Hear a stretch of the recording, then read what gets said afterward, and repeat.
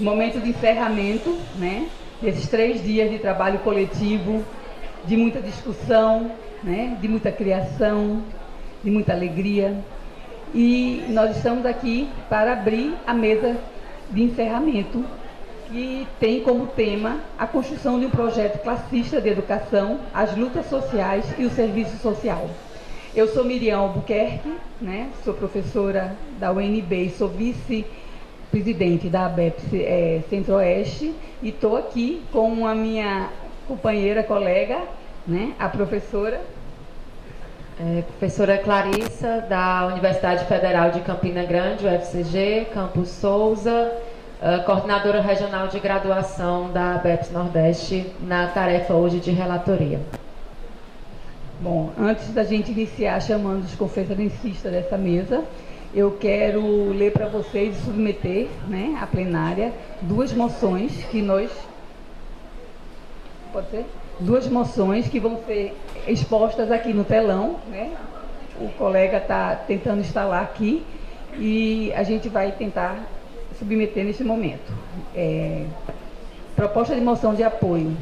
A Associação Brasileira de Ensino e Pesquisa em Serviço Social, ABEPS, vem por meio desta nota apoiar o corpo docente, os professores assistentes sociais e profissionais do curso de Serviço Social da Universidade Federal Rural do Rio de Janeiro, campus Serodopédica, na iniciativa destes em consolidar o referido curso a partir do projeto de formação profissional expresso nas diretrizes curriculares da ABEPS. A criação do curso, atrelado a um departamento de Economia Doméstica e Hotelaria, que não apresenta identidade teórica e política, vem gerando significativas dificuldades em garantir a direção social estratégica, tal como preconizada pelas diretrizes curriculares da ABEPS. Nestes 2 anos e meio de existência, o curso de Serviço Social possui ainda apenas 4 docentes com formação em Serviço Social, a despeito dos seus 95 alunos. A ABEPS manifesta apoio às ações políticas empreendidas pelos discentes e docentes no sentido de lutar por uma formação profissional pública, gratuita, laica, democrática, presencial, qualificada e socialmente referenciada. Niterói, 9 de novembro de 2017. Aprovamos? Aprovado. Por aclamação. A segunda proposta de moção.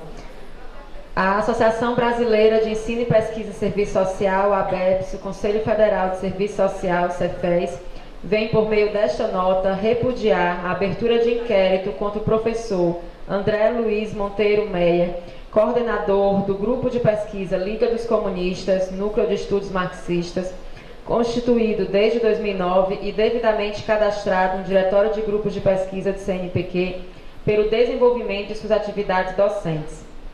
Nesses tempos em que o obscurantismo redesperta nas formas do reacionarismo, da truculência, da negação dos direitos, do ataque às minorias, das discriminações explícitas de classe, raça, etnia, gênero, orientação sexual, liberdade religiosa e cultural, não espanta que o eclipse da razão se volte contra o pensamento autônomo, a liberdade de expressão e, sobretudo, de ensino e pesquisa.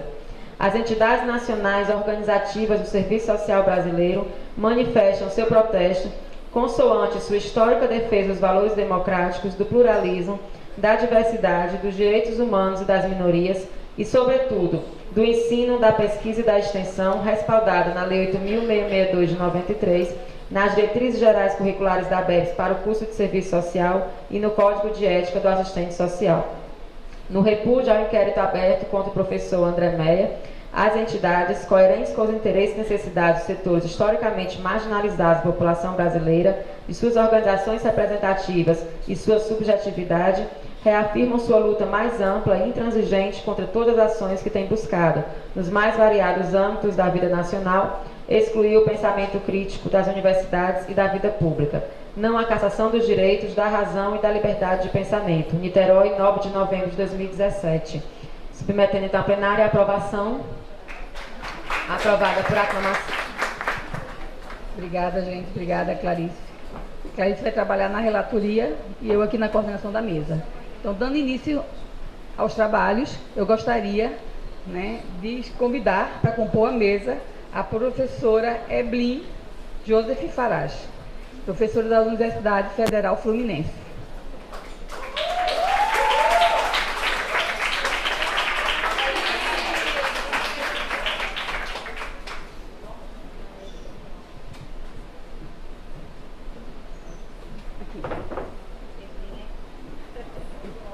Obrigada, professora, seja bem-vinda.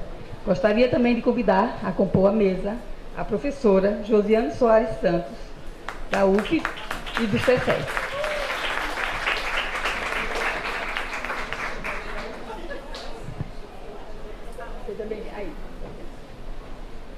Gostaria também de convidar a compor a mesa a estudante Maria Angélica Paixão Fração, da UFRJ Enes.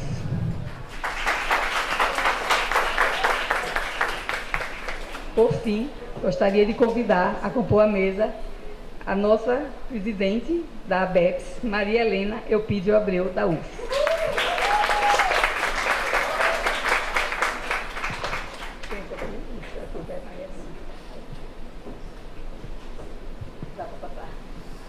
Obrigada. Iniciando os trabalhos, eu gostaria de avisar a plenária que nós não vamos ter debates, né? Então vamos fazer... Nós vamos dar início. Ainda resta algum juízo.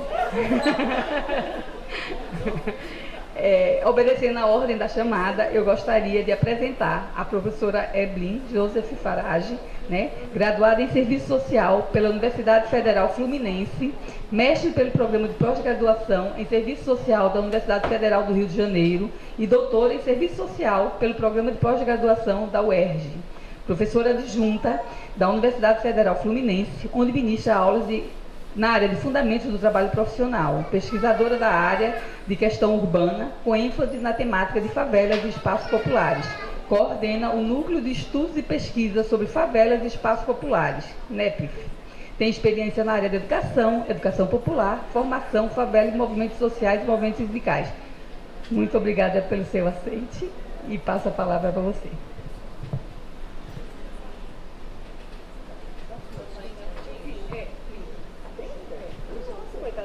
Desculpa, eu esqueci de avisar. Cada conferencista terá 30 minutos de exposição. Cada conferencista terá 30 minutos de exposição. A gente não vai usar, tá? Mas para vocês aplaudirem a gente não vai usar, né? Pode deixar. Todo mundo morto. Lendo pensamentos. Então, boa noite a todas e a todos. É um prazer enorme estar aqui nessa oficina. Eu me sinto super honrada de ter sido convidada para estar aqui nessa mesa hoje. Primeiro que eu estou dividindo a mesa com grandes companheiras, e isso para nós é uma alegria muito grande, em especial em tempos tão difíceis, né? Então é um prazer enorme estar aqui com essas companheiras, é um prazer enorme estar na ABEPS, e é um prazer muito grande estar representando o meu sindicato, né? Um sindicato que eu muito me orgulho de estar hoje à frente dele, né? Que é o Antissindicato Nacional, Sindicato dos Docentes do Ensino Superior das universidades, mas basicamente hoje a gente representa as universidades federais, a maior parte das universidades federais, estaduais e algumas municipais.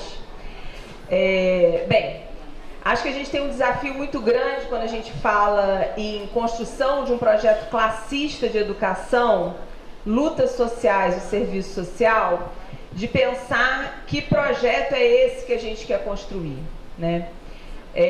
Eu pensei muito de como que eu ia abordar esse tema, e acho que a gente que está na militância aí está vivendo um turbilhão de coisas, né? Hoje, por exemplo, a gente só teve mais notícias no Andes, mas a gente está esperando que amanhã a gente tenha boas notícias, entendeu? Então é muito difícil a gente pensar que projeto de educação classista a gente quer, quando parece que toda a realidade que nos cerca diz o contrário, né? E muitas vezes parece que a gente está falando sozinho.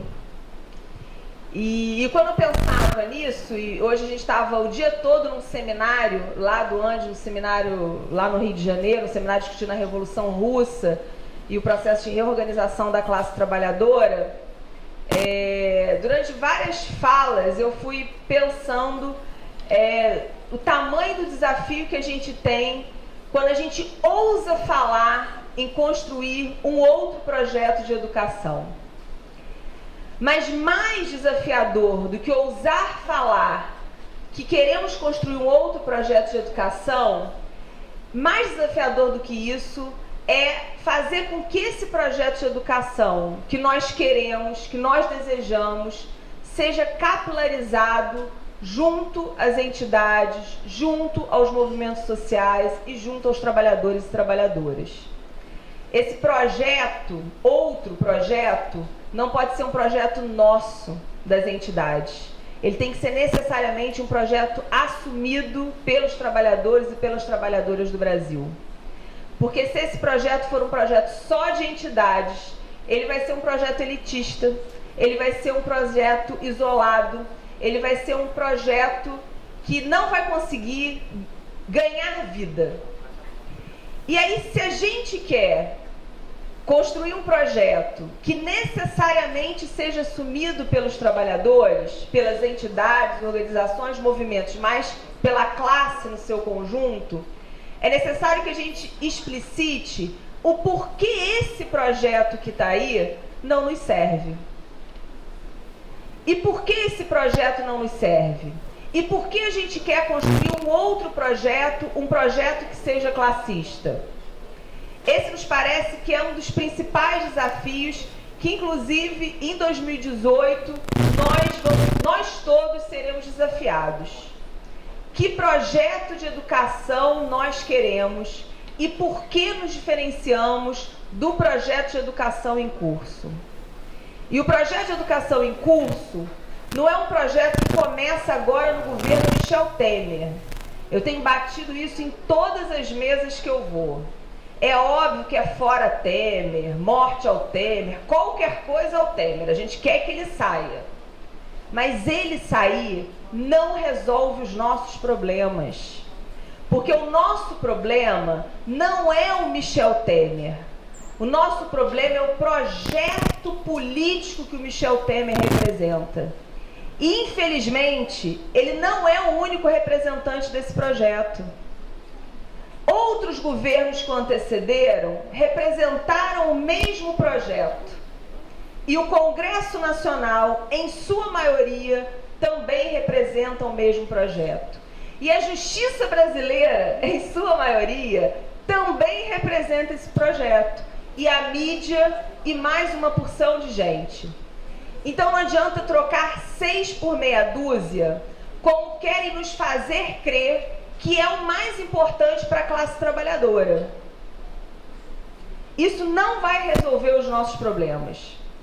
Então entender que esse projeto que nós lutamos contra tem origem na própria origem desse país. Um país que foi colonizado, um país em que as mulheres não tinham o direito de estudar. Em 1820 e pouco, as mulheres passam a ter o direito de estudar as séries iniciais. Curso superior, só depois de 1870, que as mulheres passam a ter o direito de acessar o ensino superior.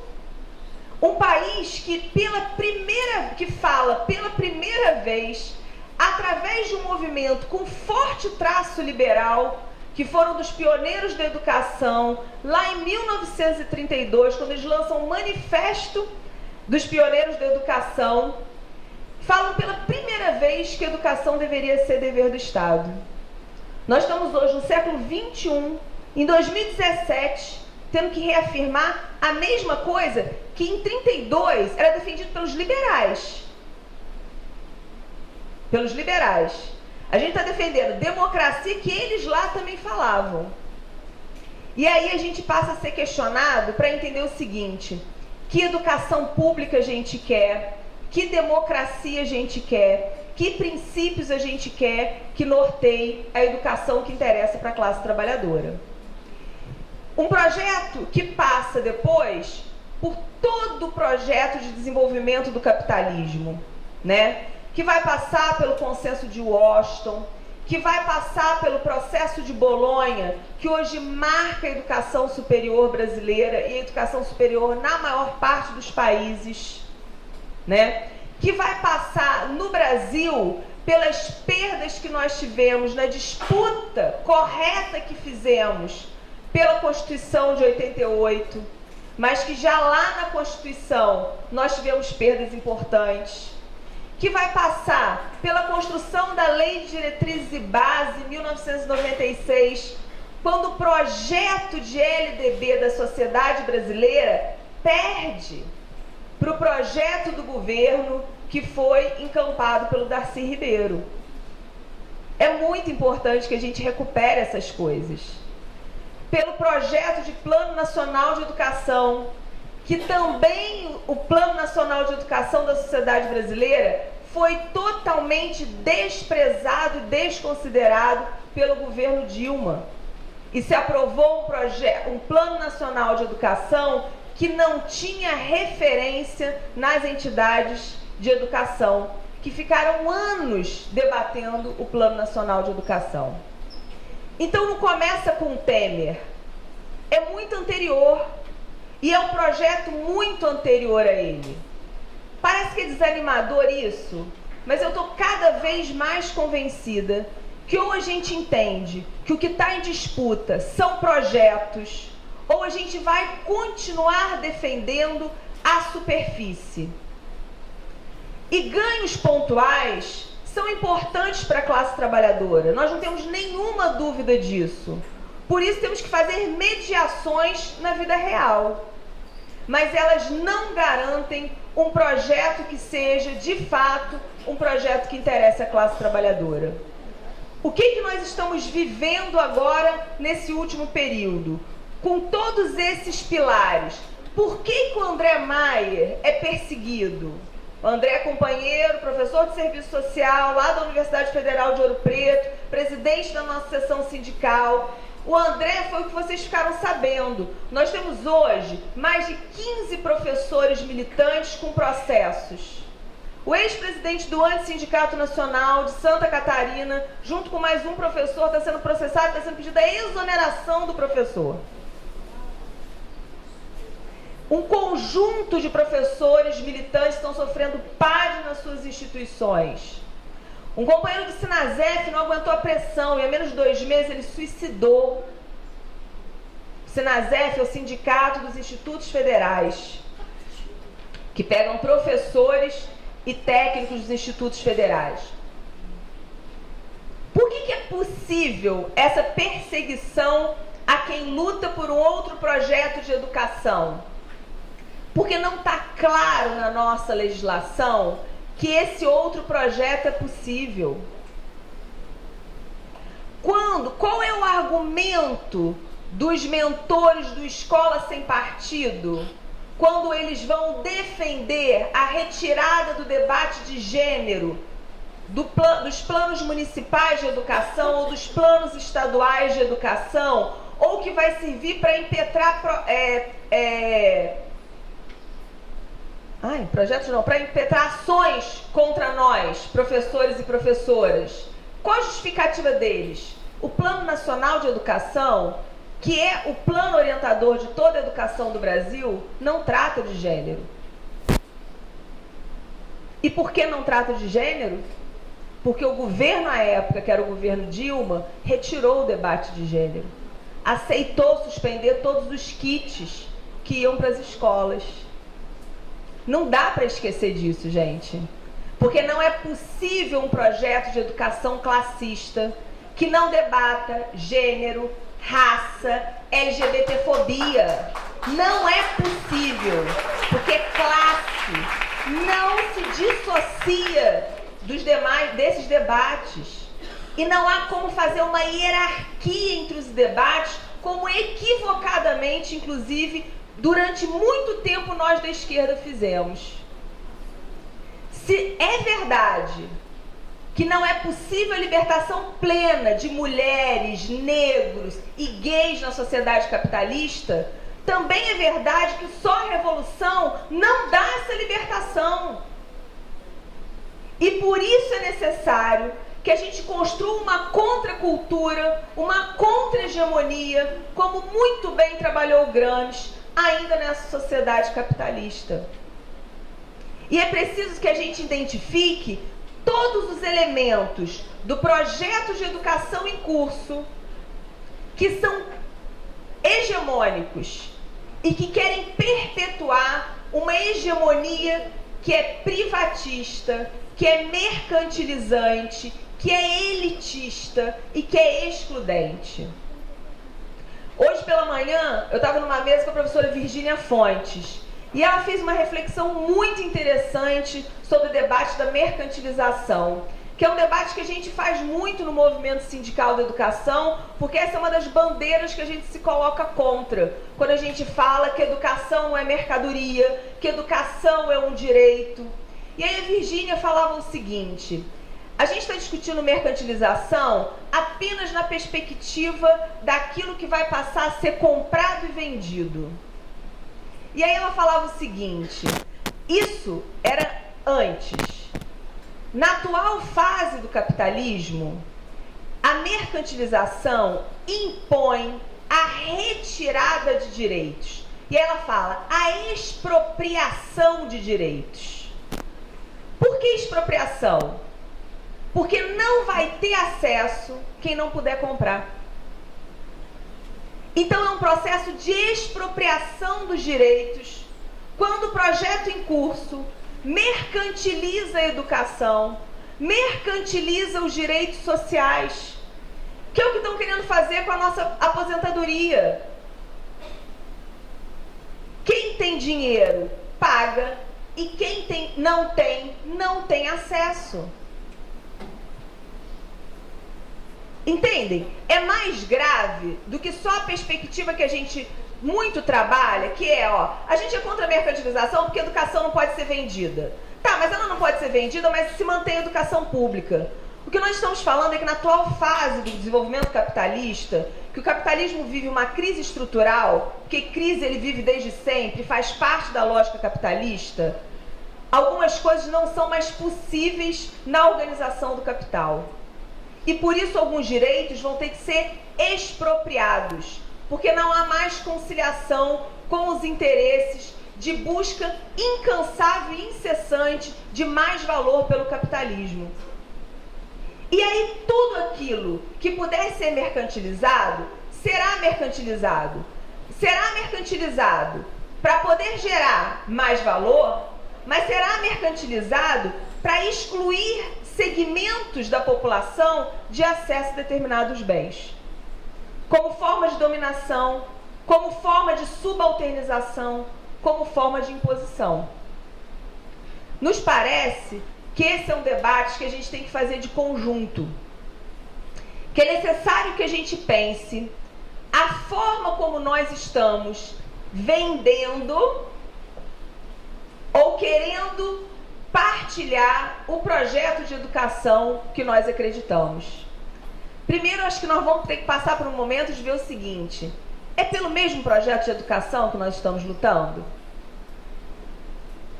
Porque na hora do vamos ver, na hora dos processos eleitorais, na hora das disputas das burocracias, inclusive sindicais, mediações exageradas são feitas para se manter no poder. E aí, para nós, não tem o projeto classista impede determinadas mediações. Não é possível mediação com repasse público para a iniciativa privada.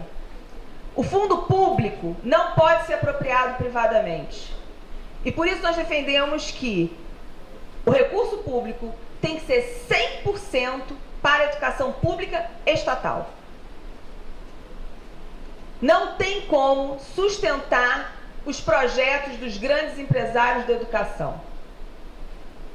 Então, isso para nós é uma questão importante. Outra questão para nós importante é o debate da democracia. Que democracia é essa que nós queremos construir? Quais os ensaios nós estamos fazendo nas nossas instituições? Esse é um elemento importante para nós. As nossas universidades públicas estão longe de serem espaços democráticos. Elas não são espaços democráticos nem para as eleições delas. Nós sequer temos o poder de eleger o diretor da nossa unidade, que dirá o reitor. A gente faz consulta pública e o MEC diz se o reitor vai poder ser o reitor ou não. Ou no caso das universidades estaduais, se o mais votado vai poder ser o reitor ou não. A gente tem que mandar uma lista tríplice. E nenhum governo da história desse país ousou mexer nisso. Nunca aceitaram, nenhum governo nunca aceitou debater aquilo que o Andes defende, que é que os processos de eleição das instituições públicas têm que se encerrar dentro das instituições. E os mais votados têm que ser eleitos e empossados, independente do querer do ministro da Educação ou do secretário da Educação dos estados.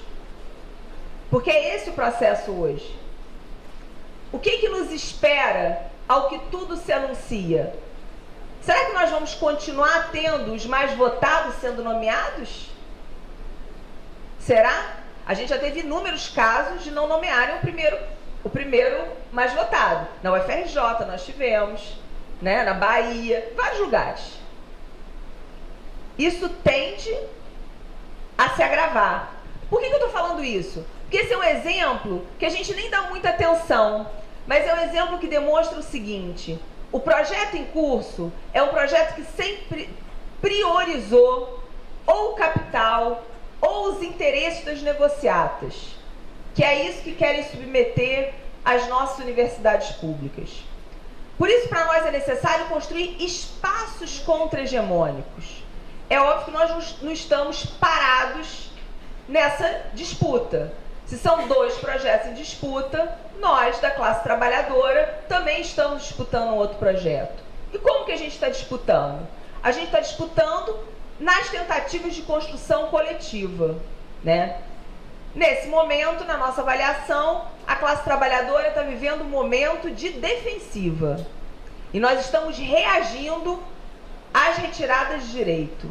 Nós não estamos conseguindo ter uma ação ofensiva que de fato nos faça avançar em conquistas de direitos. Nós estamos lutando para não perder.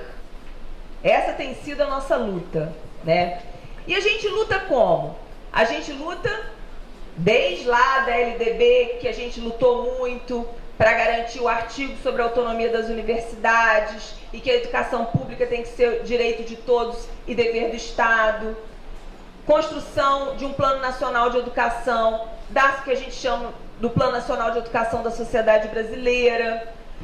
E aí, é importante o seguinte: até 2003, tinha um campo amplo no mesmo lado, que inclusive construía um Fórum Nacional em Defesa da Educação Pública. E todos estávamos do mesmo lado. 2003 a gente tem uma divisão. Um grupo grande vai para o governo e vai assumir o projeto de educação do governo. E um grupo se mantém fora do governo. Aí se abriram construções distintas na defesa da educação pública. Porque passaram a ter as mediações. Bem, nós construímos o comitê dos 10% para a educação pública já, e as pessoas que foram para o governo acharam que era possível que os 10% fosse daqui a 20 anos. É isso que está no Plano Nacional de Educação. Nós falávamos que tinha que ter o debate de gênero, e esse grupo achava que podia retirar para fazer a mediação e aprovar o Plano Nacional de Educação. E aí nós estamos vendo a consequência disso, né? E cada um foi construir o espaço. Nós do Andes, junto com várias outras entidades, inclusive hoje a BEPS, Cefes, Oposição de Esquerda da Uni, Sinasef, Fazubra, passamos a construir o Encontro Nacional de Educação, que nós tivemos 2 edições desse encontro e que a gente espera que em 2018 a gente possa construir um 3º encontro de educação. Na nossa avaliação, esse é um espaço importante para a gente discutir um projeto estratégico de educação para a classe trabalhadora, apesar de insuficiente pela sua abrangência. Então é necessário que a gente se esforce para ampliar o espaço do Encontro Nacional de Educação, que acabou dando origem a uma coordenação nacional de entidades, que vem se reunindo aí periodicamente. A gente também vem construindo no Andes, como alternativa. Eu falei que eu não ia falar muito, mas já vi que eu falei muito, mas já vou concluir. Eu olhei aqui, desgraça. A gente também vem construindo no Andes a Frente Nacional Escola Sem Mordaça, que em vários estados criaram-se as frentes estaduais. Em alguns lugares nós tivemos muito êxito. Em Pelotas conseguimos barrar o projeto Escola Sem Partido. Em várias câmaras a gente conseguiu barrar. Em outras tantas nós estamos lutando. Ontem a gente soube que agora na Paraíba vão colocar. Então a gente vai ter que ir lá fazer luta. No dia 19 de outubro, nós lançamos a Frente Nacional em Defesa das instituições públicas de ensino superior, que o nosso desejo é que também se reverbere nos estados, para dar visibilidade ao que estão fazendo com as nossas universidades. Acho que todo mundo ficou muito mexido com o que acontece com a UERJ, com a UESO e com a UENF. Porque a primeira coisa, não é só a UERJ que está resistindo. A UESO e a UENF, que também são universidades estaduais aqui do estado do Rio, também estão resistindo. Então, essas três universidades e mais o IASERJ, mais a FAETEC, também estão sendo sucateados pelo governo do estado. Só que o Rio de Janeiro foi um balão de ensaio. Um balão de ensaio. E outros estados também estão sem salário. O Rio Grande do Norte acabou de deflagrar greve porque está sem salário. No Sul, Rio Grande do Norte. No Sul também estavam atrasando o salário. Essa, infelizmente, vai ser a regra na maior parte dos estados. Mas também, daqui a pouco, nos federais. Qual o pacote para nós das universidades federais? Plano de demissão voluntária, aumento da alíquota de 11% para 14%, que isso é o quê? É expropriação do nosso salário, é isso? É apropriação do nosso salário.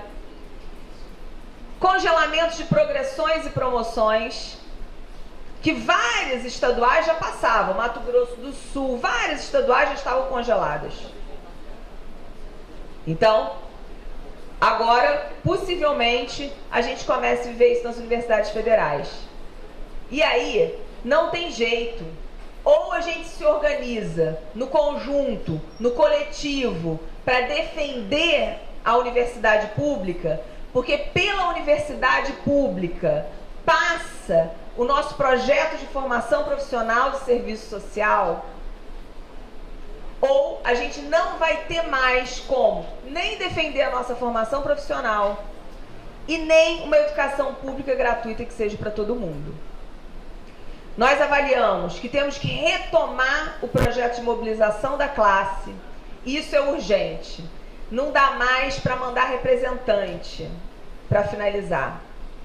Não dá mais para a gente não se organizar nos nossos espaços. Assistente social tem que se organizar nos seus sindicatos, do seu ramo, seja ele qual for.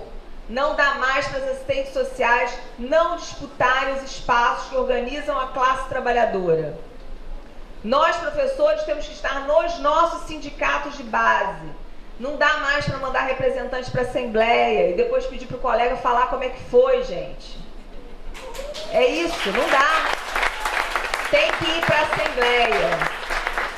Tem que ir para o ato. Não tem jeito. Vai ter bomba? Vai ter bomba. Vai ter bomba. E amanhã tem ato. Amanhã começa 4 horas, mas 7 da manhã o Rio de Janeiro já vai ferver. Podem apostar. 7 da manhã o Rio de Janeiro já vai ferver. É isso. Tem que parar o Brasil.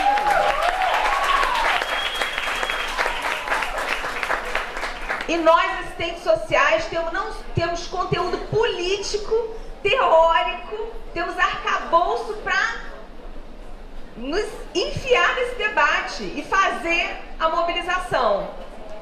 Acho que esse talvez seja um dos principais desafios que a gente tem.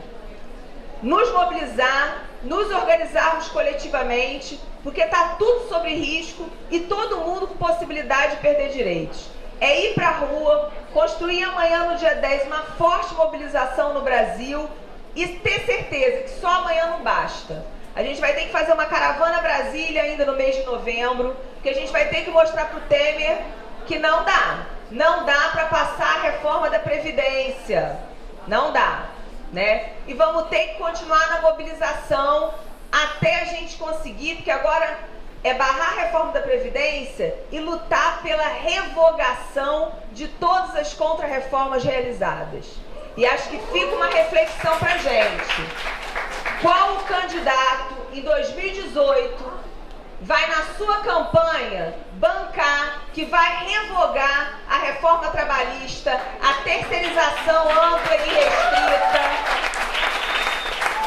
e vai assumir um projeto de universidade pública gratuita que de fato seja para todo mundo? Acho que esse é o nosso desafio, é isso que está posto no nosso imediato. Obrigada. Obrigada, professora Evelyn, por suas inquietações, reflexões e principalmente pelo seu exemplo de luta no sindicato, né? Gostaria de passar a palavra agora para a professora.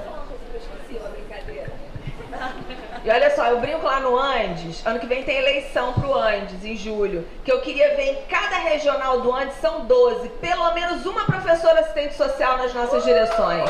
Fica aí o desafio. Muito bem. Inflamou todo mundo está querendo sair.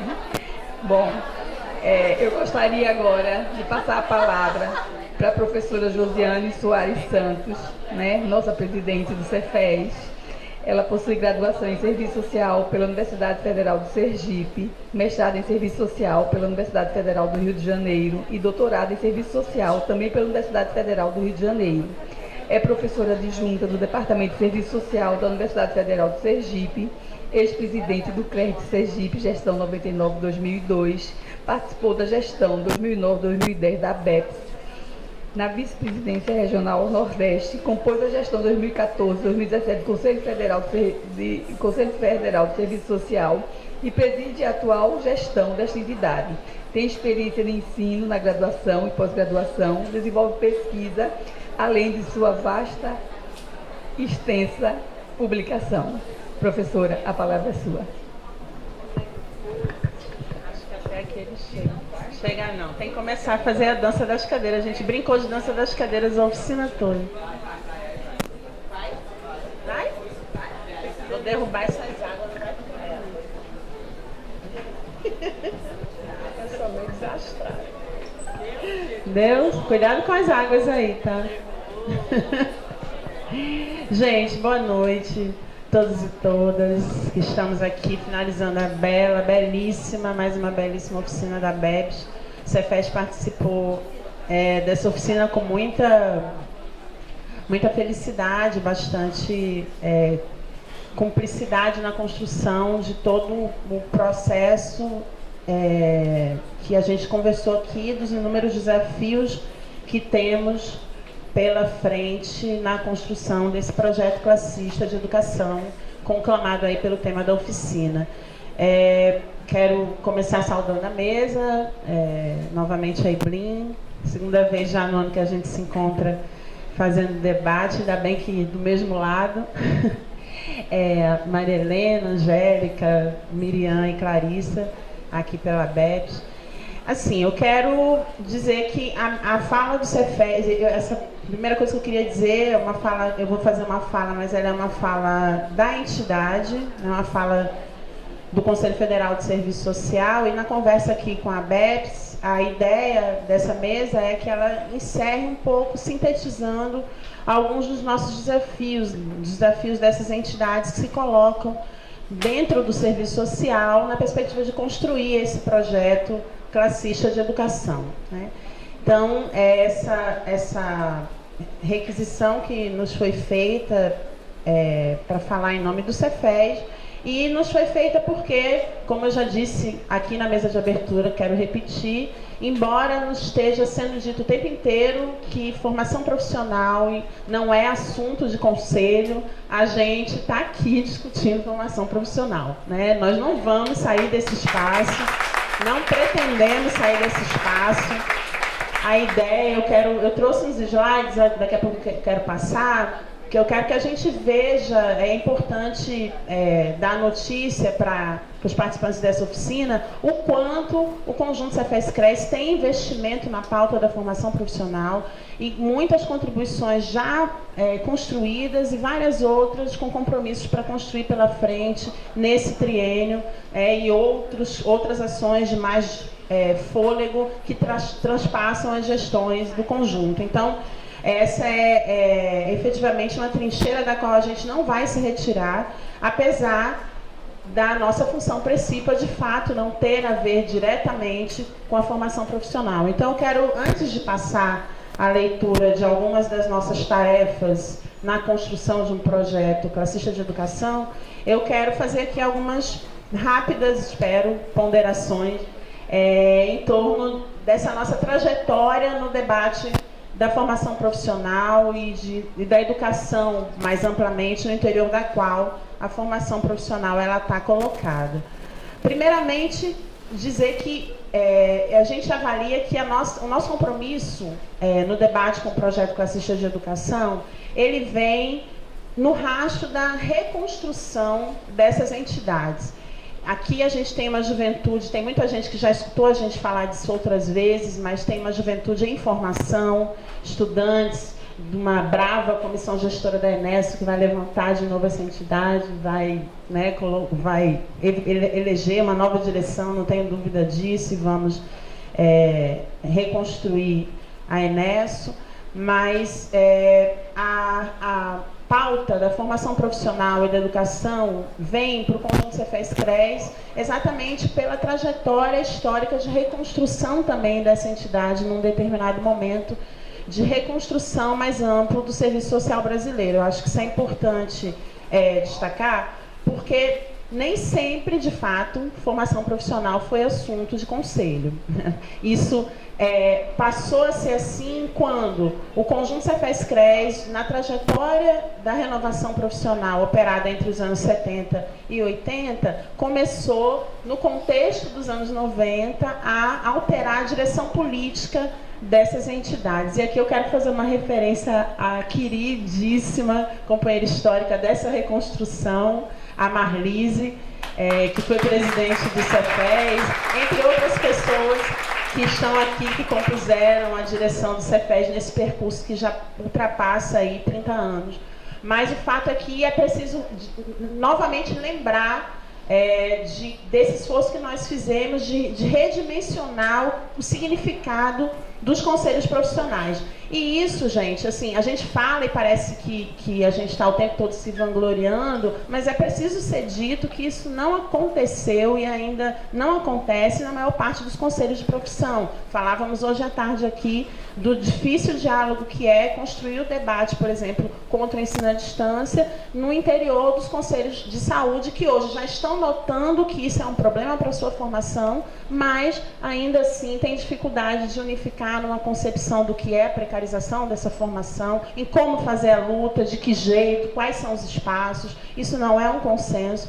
Então, eu quero dizer que o Cefes e o Conjunto Cefes-Cres, mais precisamente, se coloca de fato na luta por uma educação classista, uma perspectiva classista de educação, que não é qualquer perspectiva classista, né? Porque o projeto governista de educação é classista para o lado da classe dominante. A gente se colocou à esquerda nesse processo de discussão do que seria a perspectiva de formação profissional para os assistentes sociais.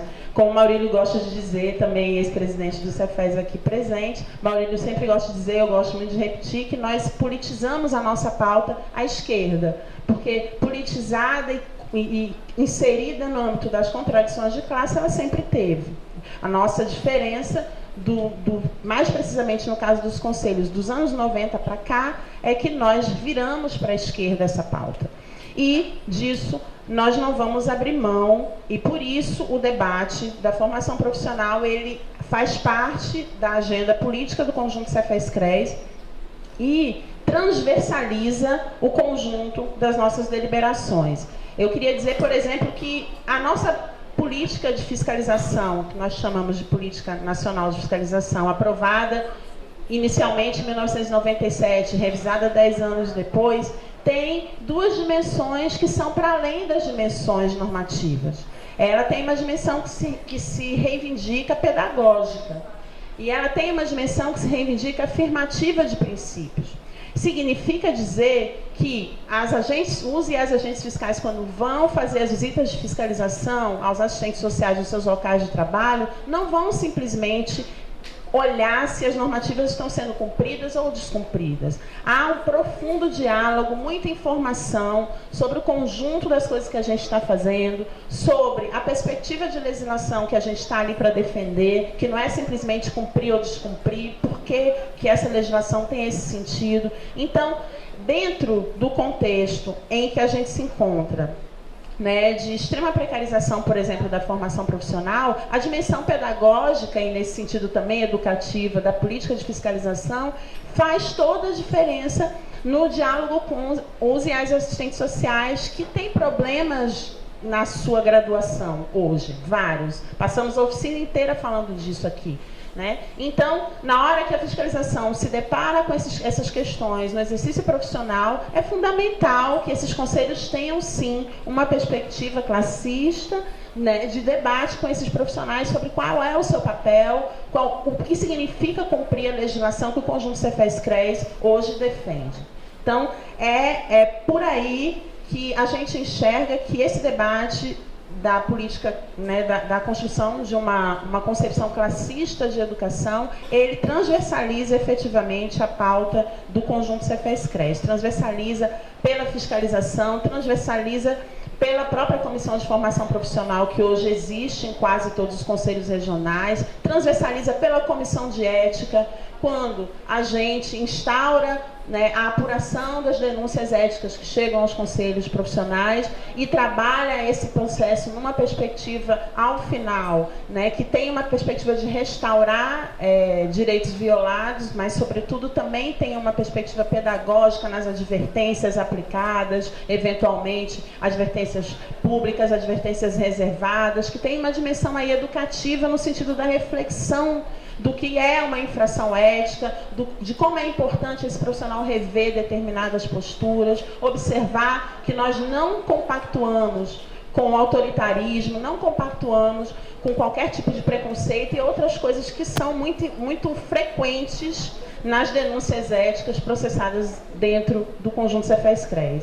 Então, de fato, a gente tem na função precípua, dentro da função princípio estrito sensu, temos sim tudo a ver com o projeto classista de educação, se a gente entende que isso tem a ver com a socialização de informações, com a ampliação das consciências para que a gente faça escolhas mais livres, autônomas, e, nesse sentido, toda a dimensão pedagógica que perpassa o nosso trabalho no Cefez e nos CREs tem muitas contribuições a dar numa perspectiva ampliada de formação profissional, que não é aquela que começa e se encerra com a graduação. Nós temos uma concepção de educação permanente, temos uma política de educação permanente no conjunto Cefez-CREs, um compromisso ético com o princípio do aprimoramento intelectual constante, que são para nós valores e princípios absolutamente conectados, sim, né, com uma perspectiva classista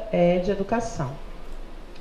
Apesar disso tudo, eu preciso abrir aqui um parêntese chato, mas é que a gente está dando umas notícias que também não são muito agradáveis às vezes, né? Nós falamos aqui no dia de ontem, de uma ação judicial que o Cefez está respondendo em função da resolução 533, e aí eu queria só dar uma outra notícia, não é uma outra ação não, ainda não, mas só porque a gente achou que era oportuno também nesse momento falar que, assim, a gente acha que não foi por acaso, que ontem mesmo, no final da tarde, o TCU mandou para nós pedir o convênio com a BEPS, tá?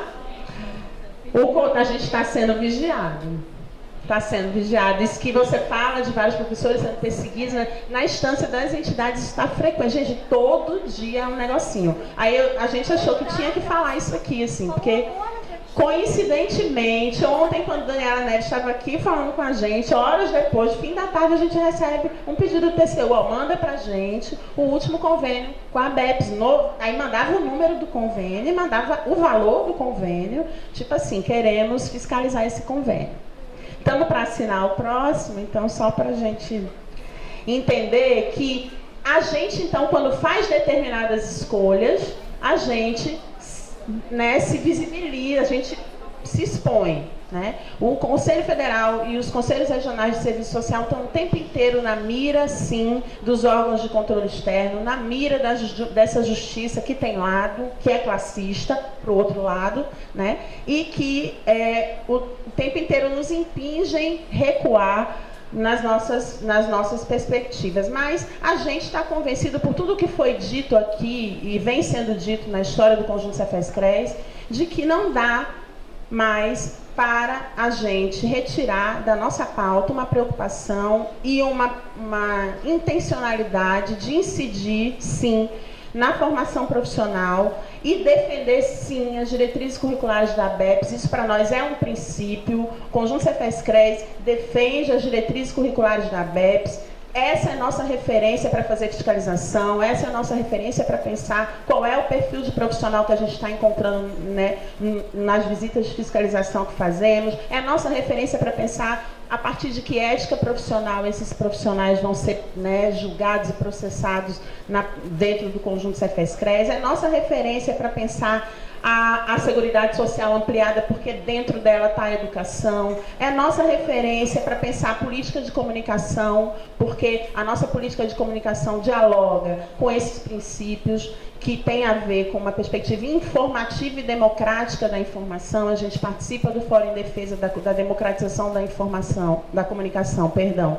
E entende que isso é direito humano que precisa ser defendido, né? Portanto, tudo que tem a ver com informação, numa perspectiva ampliada e com educação, a gente vai continuar defendendo. E estamos convencidos, sobretudo, por conta do contexto, que eu não vou me alongar aqui para delinear, de precarização da formação profissional e de um iminente recuo que já está entre nós no mercado de trabalho profissional. A gente também não pode negar ou negligenciar esse quadro que, diante da expansão de várias modalidades de precárias de educação, sinalizadas especialmente na expansão do ensino privado, na expansão da modalidade EAD e dos cursos ilegais, livres, por enquanto ainda livres, de extensão, que estão diplomando profissionais que não são efetivamente uma formação, eles são, sim, o solo que semeia, que ajuda a fazer brotar, num contexto absolutamente favorável ao conservadorismo, um retorno muito forte do conservadorismo entre nós, que se expressa no exercício profissional de várias formas. A unidade que a gente fala, passou a oficina aqui toda falando, trabalho, formação profissional, é para nós um fato, né, que não dá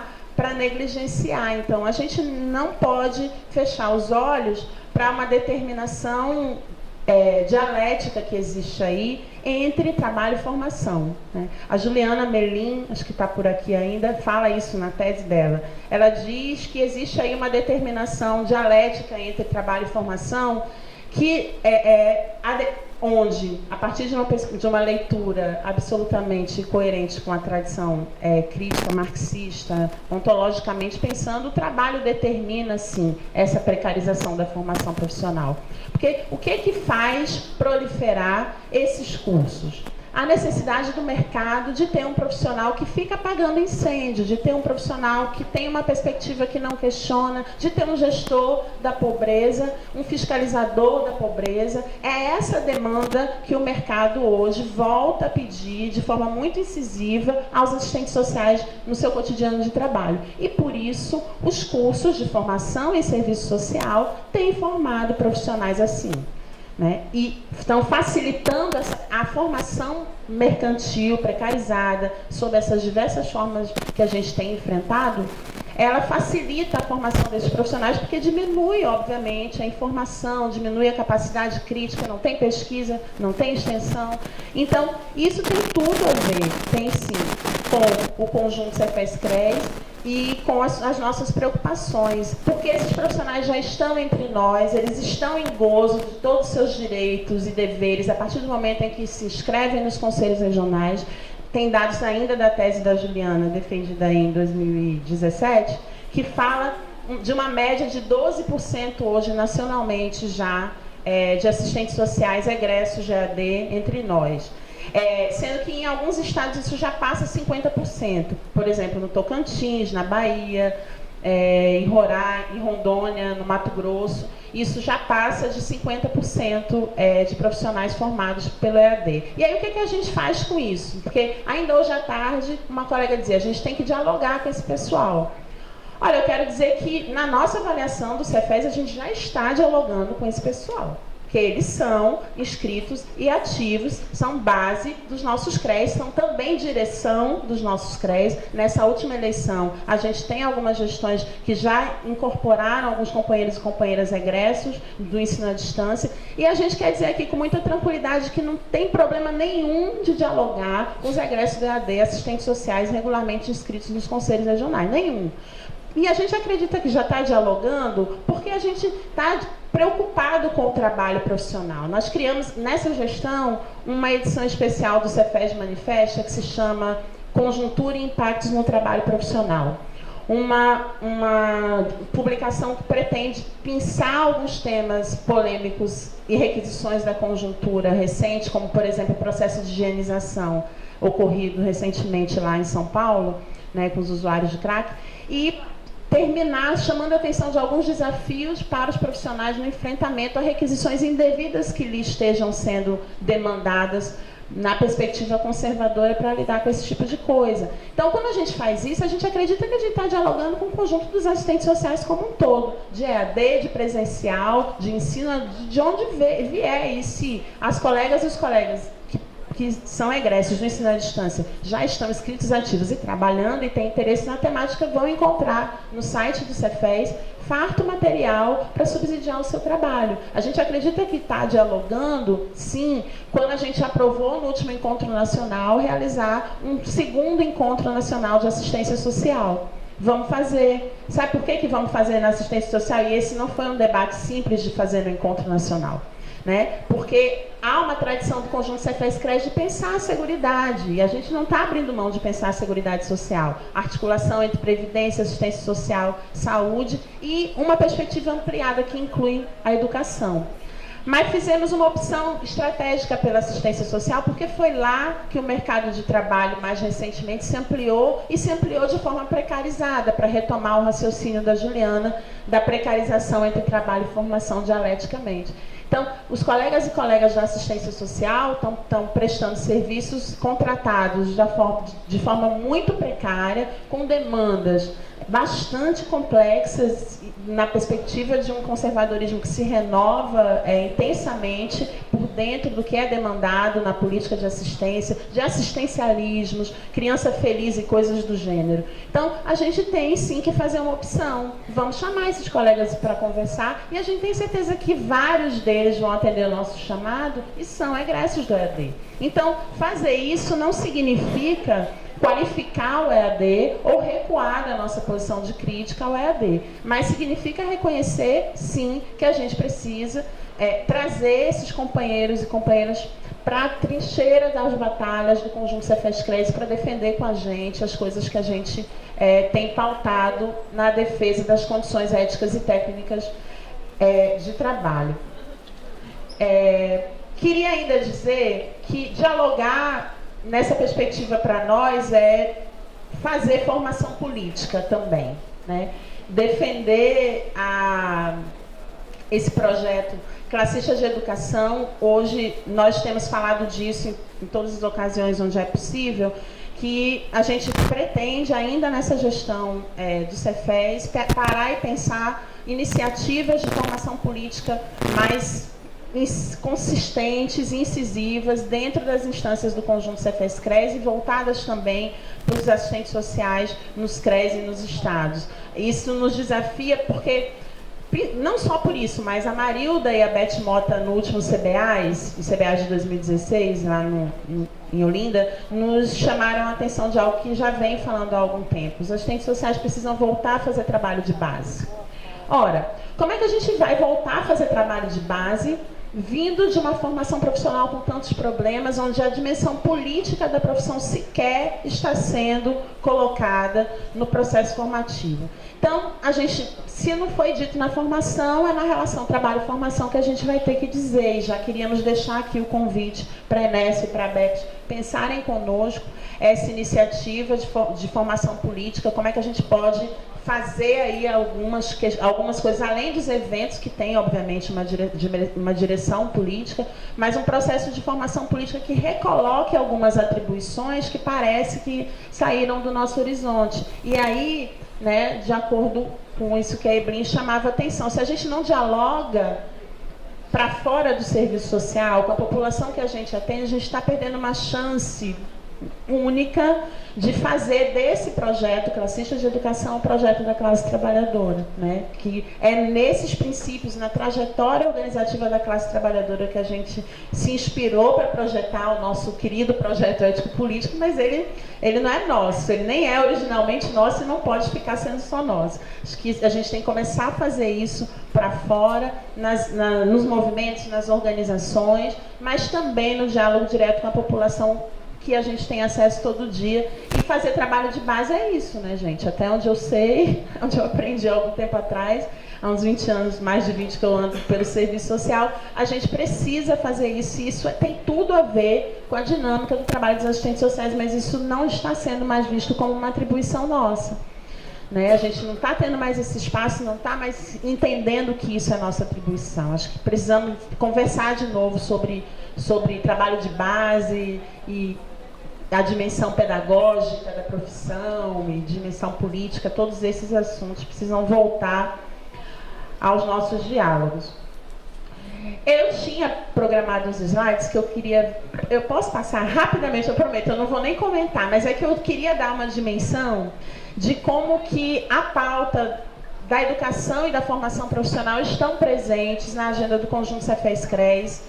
E eu acho que isso é pedagógico nesse momento, porque temos entre nós vários companheiros e companheiras do Conjunto que já conhecem esse conteúdo, mas temos também bastante gente que pode não conhecê-lo. Convidamos aí a visitar sempre a página do Facebook e o site do Cefes, onde está todo esse conteúdo, mas a gente pensou aqui algumas das nossas lutas concretas e eu queria dar conhecimento disso rapidamente aqui para finalizar. Você pode passar aí. A primeira coisa que eu queria chamar a atenção é desse documento. Ele se chama As Bandeiras de Luta do Conjunto Cefes-CRES. Aí a gente tem o marco dos nossos posicionamentos historicamente construídos ao longo desse processo de renovação do conjunto, e temos dentro desse documento um eixo da Seguridade Social, obviamente ampliada, que tem lá algumas coisas que têm a ver com educação e formação profissional que eu quero ler aqui, né? Então, por exemplo, defender a educação pública, gratuita, laica, de qualidade democrática em todos os níveis. Defender a tributação progressiva, a exemplo da taxação das grandes fortunas, para financiamento da Seguridade Social, bem como a gestão radicalmente democrática desses recursos. Lutar pela garantia efetiva dos 10% do PIB para a educação pública. Defesa intransigente do orçamento da Seguridade Social e do fim da DRU, da DRE e da DRM, que são desvinculações que desfinanciam a educação e a Seguridade Social como um todo. Pode passar. Defender a ampliação do quadro de trabalhadores nas políticas sociais por meio de concurso público. Entendemos que isso também é uma luta essencial na construção desse projeto que a gente reivindica, classista, de educação. Defender a redução da jornada de trabalho sem perdas salariais para todos os trabalhadores e trabalhadoras. Posicionamento contrário à terceirização do trabalho. Pode passar. Tem um outro documento que se chama Ações Estratégicas Continuadas do Conjunto Cefes-CRES, também disponível no site para download, onde a gente encontra aí essas defesas. Defender uma política de educação permanente para trabalhadores e trabalhadoras das políticas sociais nas 3 esferas de governo. Defender os projetos de lei que versam sobre serviço social na educação, em nível federal, estadual e municipal, com destaque para o PL de 2000, que a gente tem feito mais incidência. Fora isso, tem a nossa agenda recentemente deliberada para o triênio 2017-2020. Então, de forma coerente também com essa concepção ampliada de Seguridade Social, temos aí algumas deliberações que transversalizam o debate da educação. Dar continuidade às atividades relacionadas à luta do serviço social da educação, articulando com outras categorias profissionais, movimentos sociais e sindicatos, ligados à construção de uma política de educação comprometida com a emancipação humana. A deliberação 10, participar dos espaços de discussão do orçamento público e financiamento de políticas públicas, tendo em vista a aprovação da emenda constitucional 95 do teto dos gastos. Pode passar. A deliberação 12, debater a concepção de assistência estudantil que potencialize um exercício profissional fundamentado no projeto ético-político profissional e construir articulação com outras instâncias políticas para elaboração e aprovação de uma política nacional de assistência estudantil, garantindo a obrigatoriedade de participação do e da assistente social na equipe de referência, gestão e operacionalização dessa política. A gente sabe que a trincheira da assistência estudantil dentro das universidades é uma questão hoje muito importante para que a gente não tenha as vagas ociosas que temos nas universidades públicas. E eles fiquem depois falando que as públicas estão com vaga ociosa e por isso, né, tem que ser privatizada, que é ineficiente. Deliberação 16, aprofundar o debate sobre o serviço social e a política de educação de maneira a garantir espaços de discussão através das comissões, núcleos dos CREs. Pode passar. E na Comissão de Formação Profissional, que é a comissão mais diretamente ligada ao debate da formação em serviço social, a gente tem aí vou ler todas as deliberações, que é a nossa comissão mais diretamente ligada a isso. Participar da criação de um fórum nacional em defesa da formação em serviço social e contra a precarização do ensino superior, o fórum que fundamos aqui nessa oficina. Debater o estágio em serviço social com subsídio das resoluções do Cefes que tratam da temática e política nacional de estágio da ABEPS.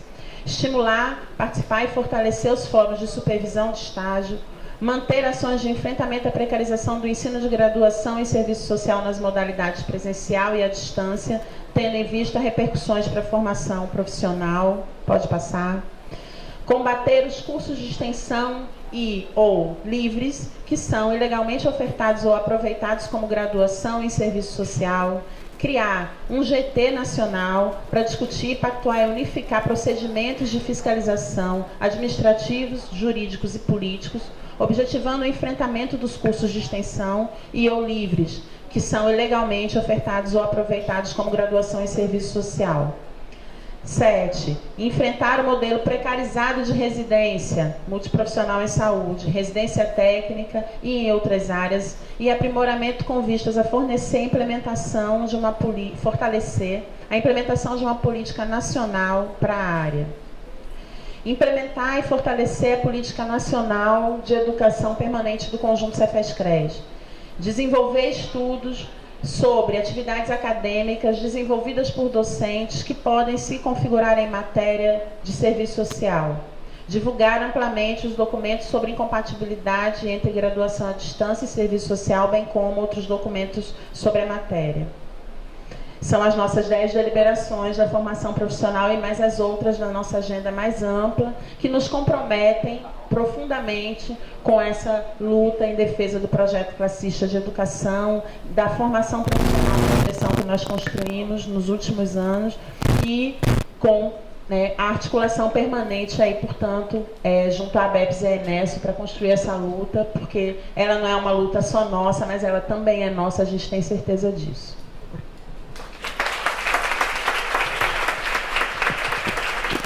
Obrigada, Josiane. passar a palavra agora para a representante da Enesso, a Maria Angélica Paixão Frazão, que é graduanda graduação em andamento, em serviço social pela Universidade Federal do Rio de Janeiro. Atualmente é extensionista da Universidade Federal do Rio de Janeiro. 30 minutos.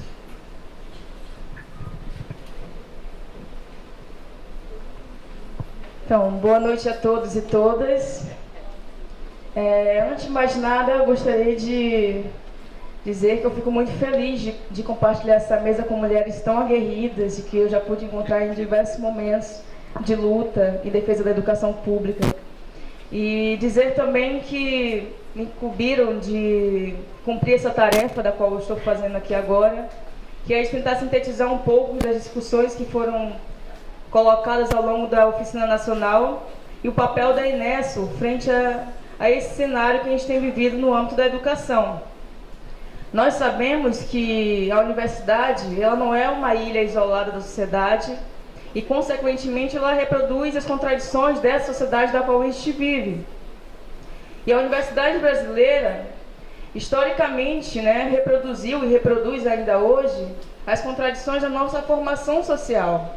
Uma universidade que historicamente se demarcou conservadora, elitista, antinacional, antipopular, racista, machista, ou seja, reproduz ao longo de sua história uma série de exclusão de setores que historicamente constituem a classe trabalhadora e que sabemos também que nos últimos anos, sem dúvida nenhuma, houve uma expansão dessas universidades e se modifica um pouco também o perfil dos estudantes que entram nessas universidades.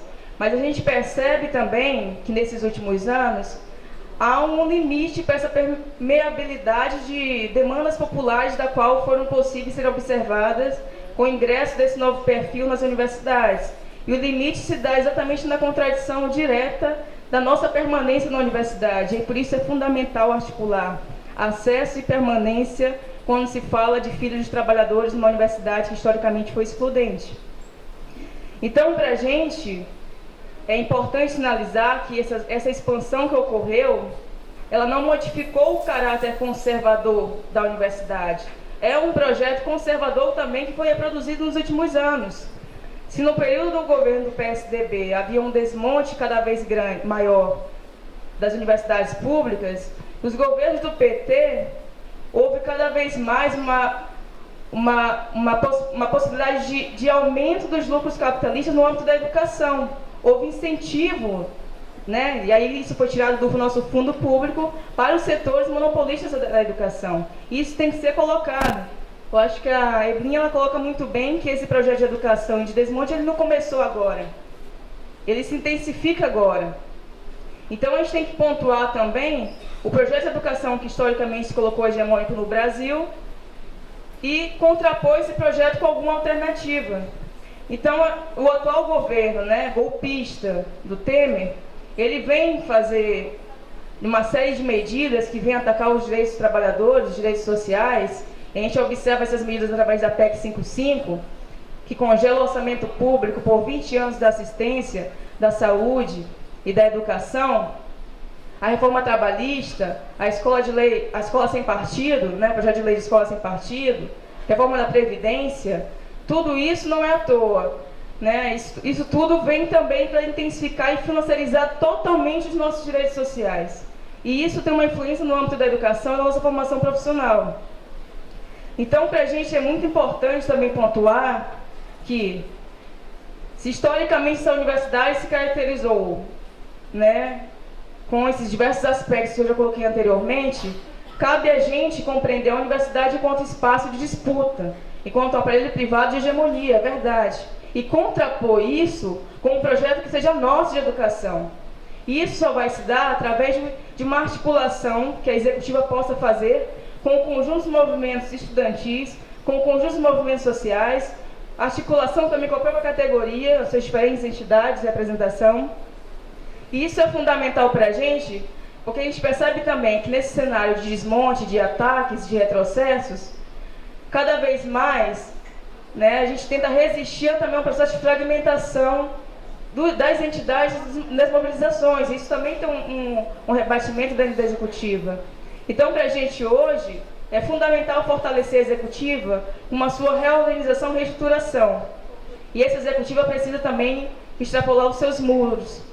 Precisa extrapolar os muros também da profissão. E para isso é importante um diálogo com outros setores. Eu queria aqui também elencar que nessa conjuntura, e a Inés tem uma bela história, né? E é uma história de luta, ela não esteve imóvel. Ela participou também ativamente ao longo desses últimos anos na proposição de um outro projeto de educação, se posicionando contra o desmonte e os ataques, elaborando cartilhas e debatendo a quem serve a produção de conhecimento da universidade, participando e orientando os estudantes de serviço social a contribuir nas organizações estudantis de cada universidade de serviço social, na construção de greves que ocorreram nos últimos anos, nas ocupações que tiveram contra a PEC 55. Também esteve presente na organização do segundo Encontro Nacional de Educação que ocorreu em Brasília e que teve como tema um projeto classista e democrático de educação. E eu acho que o papel da Inés hoje é também retomar o CONEDEP e construir o terceiro Encontro Nacional de Educação. Então, para a gente é fundamental, né, que nesse cenário a gente consiga de fato debater a nossa formação profissional com qualidade, de forma crítica, comprometida com o nosso projeto ético político, comprometida com os interesses dos trabalhadores. Mas também é importante a gente debater o papel da universidade e a sua função social. Debater aonde está e a quem serve a produção de conhecimento, da ciência e da tecnologia. Como é que a gente pode fortalecer de fato essa produção em articulação com os movimentos sociais e com a sociedade? Como é que a gente pode funcionar o debate da formulação de extensões populares nas universidades? Nós temos algumas experiências localizadas, mas o papel da executiva, em conjunto com as outras entidades da categoria, é fomentar profundamente esse debate. A gente sabe que dentro desse processo de desmonte e de ataques, vem também o processo de precarização. Inúmeras medidas foram feitas nos últimos anos, como o REUNE, o ProUni, o FIES, né, a precarização do público, o investimento do dinheiro público na iniciativa privada, nos monopólios educacionais. Então, para a gente contrapor esse projeto, a gente tem que debater também qual a universidade que a gente quer. Debater a autonomia e a democracia dentro da universidade. Debater essa articulação com os movimentos sociais. Então, para a gente também é importante debater a necessidade de construir um outro projeto de educação que seja uma educação pública, gratuita, de qualidade, popular, socialmente referenciada, mas que a sua produção de conhecimento esteja voltada para a produção, para os interesses da nossa classe, que é a classe trabalhadora. Então, para a gente também é fundamental que algumas medidas, né, se realizem em conjunto com os estudantes de serviço social a nível nacional. Aí eu elenquei aqui algumas, que é participar e fortalecer as comissões de formação dos conselhos regionais, participar e fortalecer o GT Nacional de Formação Profissional, retornar a construção do terceiro Encontro Nacional de Educação através da participação das reuniões do CONEDEP, fortalecer a Federação Nacional de Executivas de Curso, a FENEX, se articular com outras entidades, né, e outras executivas de curso que existem aí, estão extremamente mobilizadas, como a DENEM, contribuir para a organização política dos estudantes através do fortalecimento dos centros acadêmicos, dos diretórios acadêmicos, dos diretórios centrais dos estudantes, fomentar a discussão das extensões populares, a produção de conhecimento nas universidades, e tudo isso só é possível através do que já foi colocado aqui na mesa, de trabalho de base. Aí a gente tem que retomar o nosso trabalho de base. A gente só se fortalece enquanto executiva através do trabalho de base, ganhando cada estudante que está entrando aí para serviço social, para uma concepção de projeto, uma concepção de profissão que é articulada a uma concepção de sociedade, que não é essa que está posta. Então, para a gente é fundamental que tudo isso, né, se materialize no dia a dia. Eu acho que cada pessoa que está aqui presente aí, em especial os estudantes que estão aqui, que participaram desse encontro, que foi um tema profundamente importante, como a construção de projeto classista de educação e os desafios para o serviço social, o papel de cada um de vocês é retomar para as suas bases, para as suas escolas e fortalecer a organização dos estudantes também no dia a dia e ganhá-los para uma concepção classista da educação e democrática, uma concepção classista da profissão. E aí é fortalecer tudo aquilo que o serviço social conseguiu constituir e amadurecer nos últimos anos. E aí defender também as nossas diretrizes curriculares, nosso projeto ético político, entender os desafios para o momento atual, porque se nós hoje estamos enquanto estudantes, enquanto graduandos de serviço social, mais tarde nós estaremos na categoria. E isso vai exigir da gente novos desafios, que essa mulherada toda aqui já tocou muita luta, já conseguiu resistir muito, e para a gente vai, né, se apresentar novas demandas, novos desafios, a gente vai ter que resistir a tudo isso. E isso só vai ser possível com o comprometimento de cada um. Então, companheiros, só para finalizar mesmo, né, essa fala aqui,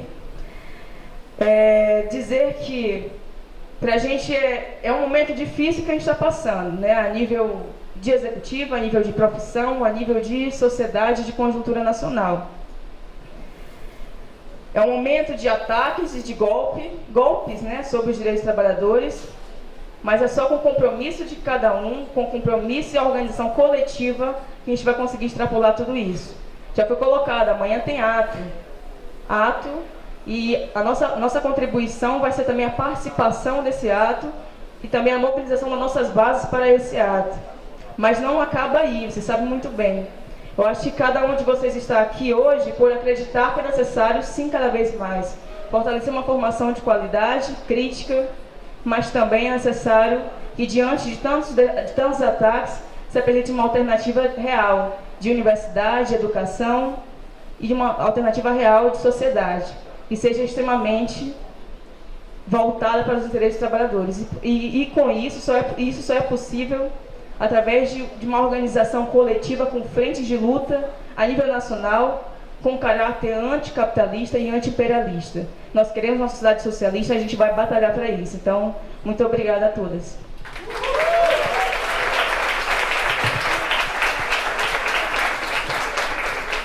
Obrigada, Maria Angélica. Eu agora passo a palavra para a última conferencista da noite, né? A professora Maria Helena Eupídio Abreu.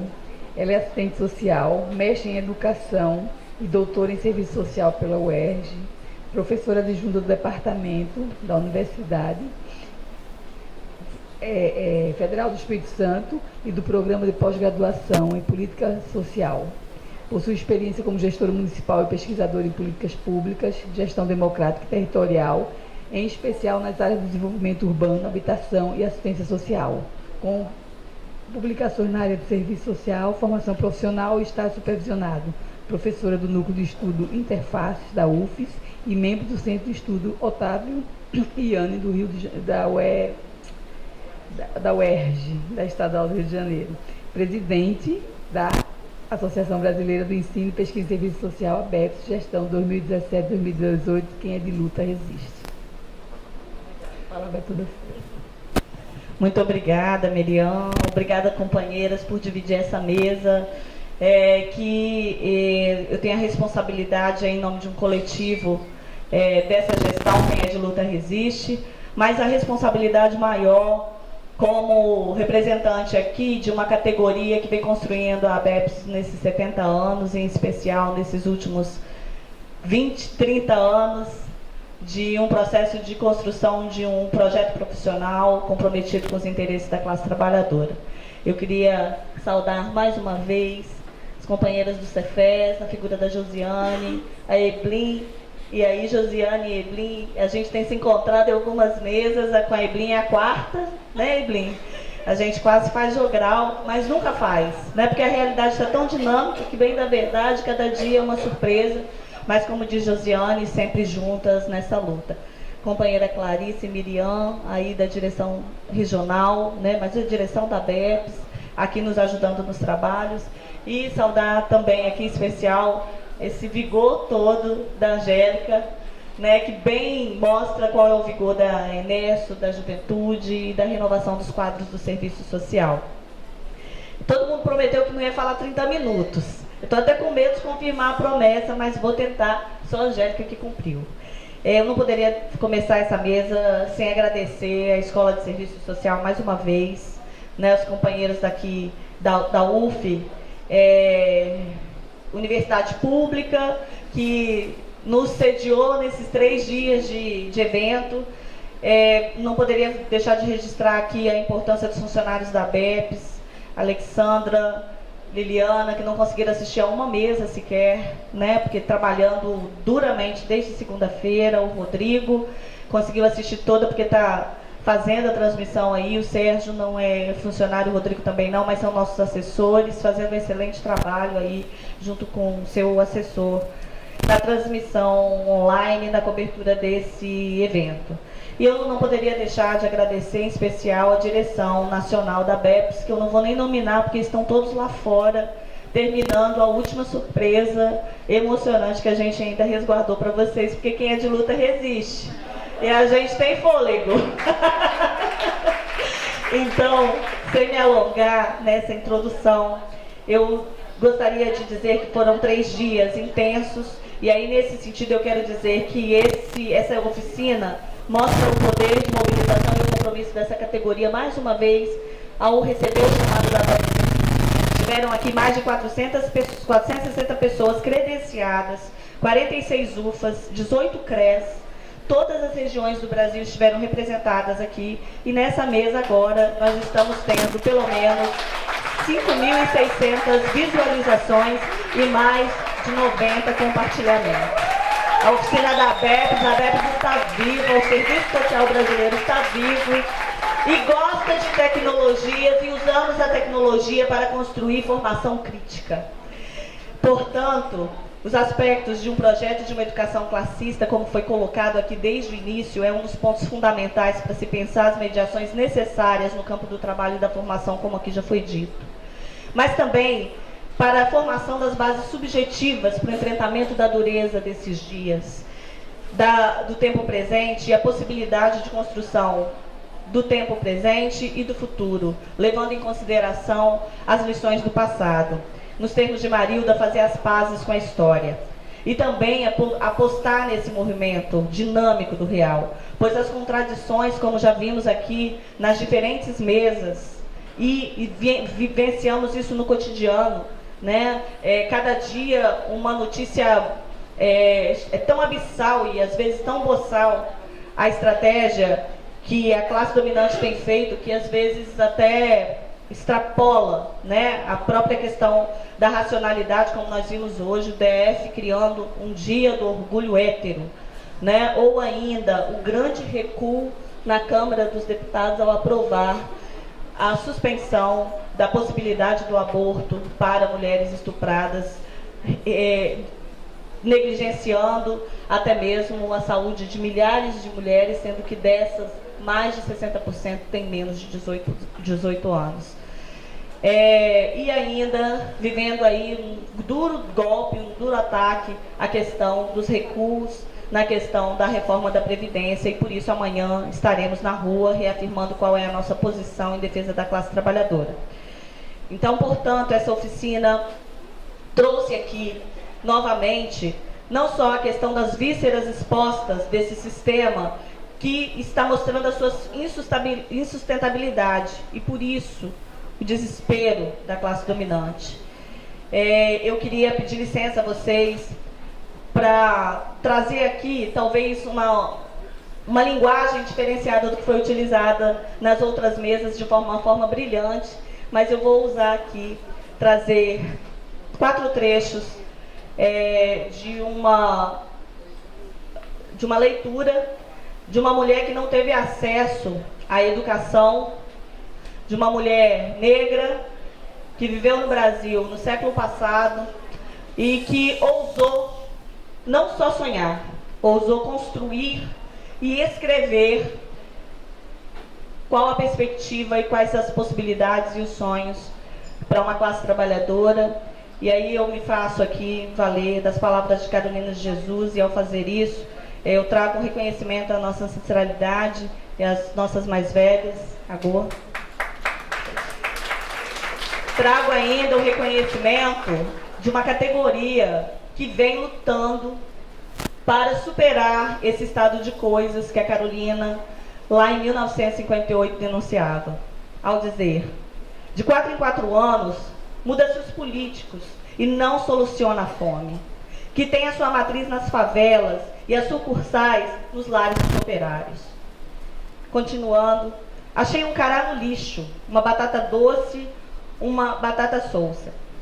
Cheguei na favela e os meus meninos estavam roendo um pedaço de pão duro. Pensei, para comer estes pães, era preciso que eles tivessem dentes elétricos. Não tinha gordura. Pus a carne no fogo, com os tomates que eu catei lá na fábrica de peixe. Pus o cará e a batata, a água. Assim que ferveu, eu pus o macarrão, que os meninos cataram no lixo. Os favelados, aos poucos, estão convencendo-se que para viver, precisam imitar os corvos. Eu não vejo eficiência no serviço social, em relação ao favelado. Amanhã não vou ter pão, vou cozinhar batata doce. Mais à frente. Ó São Paulo, rainha que ostenta vaidosa tua coroa de ouro, que são os arranha-céus, que veste veludo e seda e calça meias de algodão, que é a favela. Eu sei que existem brasileiros aqui dentro de São Paulo que sofrem mais do que eu. Em junho de 1957, eu fiquei doente e percorri as sedes do serviço social. Devido ao carregar muito ferro, fiquei com dor nos rins. Para não ver meus filhos passar fome, fui pedir auxílio ao propalado serviço social. Fui lá que eu vi as lágrimas deslizar dos olhos dos pobres. Como é pungente ver os dramas que ali se desenrola. A ironia com que são tratados os pobres. A única coisa que eles querem são saber seus nomes e os seus endereços. Fui no palácio, o palácio mandou-me para a sede da Avenida Brigadeiro Luiz Antônio. A Avenida Luiz Brigadeiro me enviou para o Serviço Social da Santa Casa. Falei com a Dona Maria Aparecida, que ouviu-me e respondeu-me, entre tantas coisas, não me disse nada. Resolvi ir no palácio, entrei na fila. Falei com o senhor Alcides, um homem que não é nipônico, mas é amarelo como manteiga deteriorada. Falei com o senhor Alcides. E ela continua a saga de dizer dos serviços. Vindo para 2017, nessas andanças afora, nas oficinas nacionais, no cotidiano, nós ouvimos ainda um rapaz, né, Bruna? Um rapaz estudante de serviço social, que viaja pelo menos 80 quilômetros para estudar num campus, fruto do Reúne, dizer que a única renda fixa da família dele é a bolsa de R$400. Gisele está aqui balançando a cabeça porque ouviu isso. Dizer ainda que não sabe se passa nas disciplinas, porque se ele formar, ele não sabe se vai ter emprego.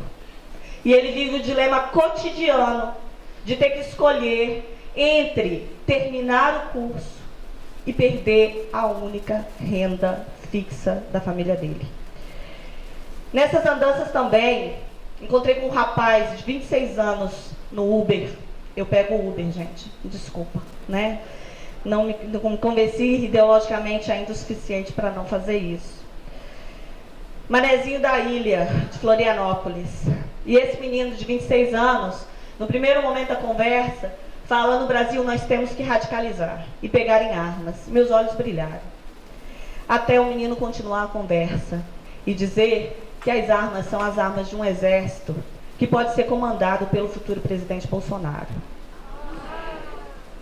E que neste não salvaria nenhum político corrupto, mas também não salvaria nenhum bandido de favela. Não com esses termos, mas resumindo, a conversa era essa.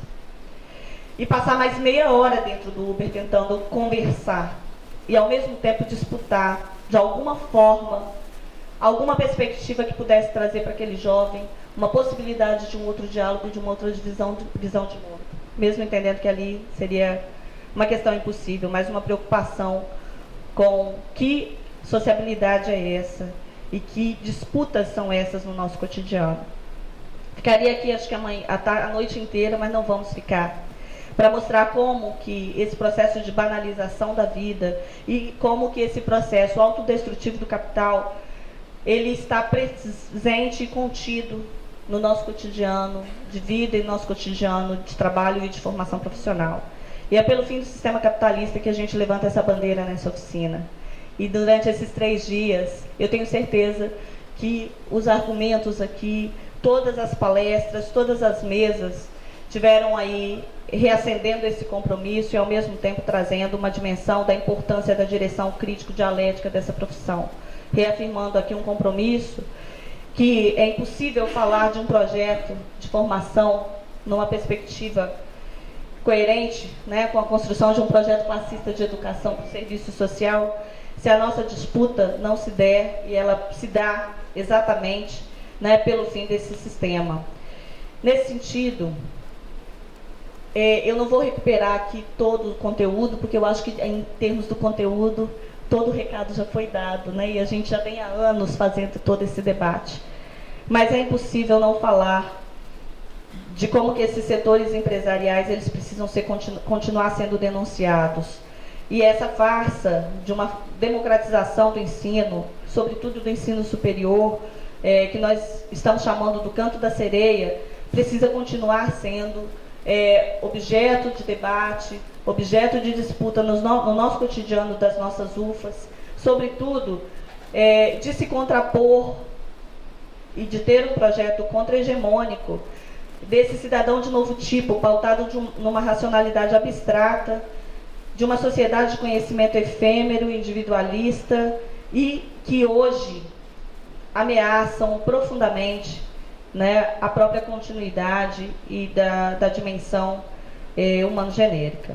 E aí, nesse sentido, mais do que um perfil profissional em disputa, precisamos entender como o serviço social se coloca como sujeito coletivo nas disputas da classe na sociedade, ainda que diante de todas as contradições presentes nesses tempos, como já foi dito aqui na questão, por exemplo, da precarização.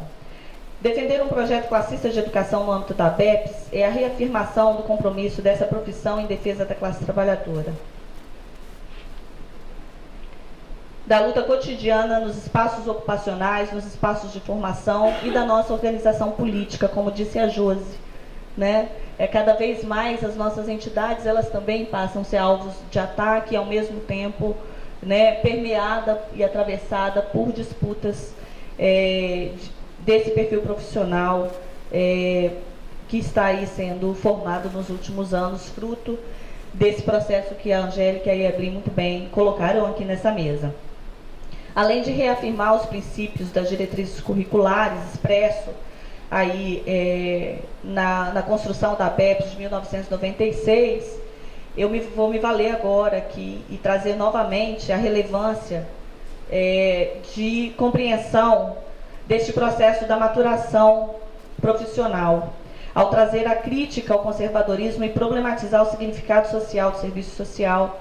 Nós temos aí como acúmulo desses últimos anos, sobretudo a partir da década de 90, esse legado de um pensamento crítico do serviço social brasileiro, consolidado por meio também, além das nossas lutas e da nossa interlocução com os demais segmentos da sociedade, um legado importante no âmbito da ABEPS, da graduação e da pós-graduação, da produção do conhecimento e da construção de um perfil profissional qualificado para atuar nas diferentes expressões da questão social e nos diferentes espaços organizacionais dentro de uma perspectiva crítico-dialética.